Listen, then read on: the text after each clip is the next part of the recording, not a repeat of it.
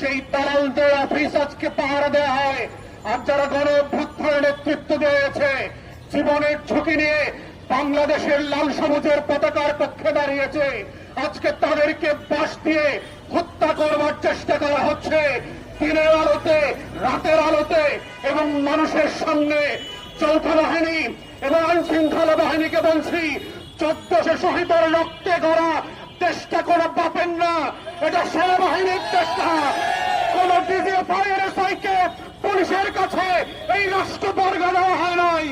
যৌথ বাহিনীকে বলছি, যারা বুক চেপিয়ে 1400 শহীদের মতো করে আবু সাইদ মুক্ত হয়েছে, তারা সেনাবাহিনীর সামনে, ট্যাঙ্কের সামনে দাঁড়াবে, পুলিশের সামনে দাঁড়াবে। বেয়াদবি করবেন না, বাড়াবাড়ি করবেন না। উদ্দীপনা লোকদেরকে বলছি, বারাকে ফিরে যান। রাস্তায়, রাজপথ, রাজনীতি, প্রজাতন্ত্র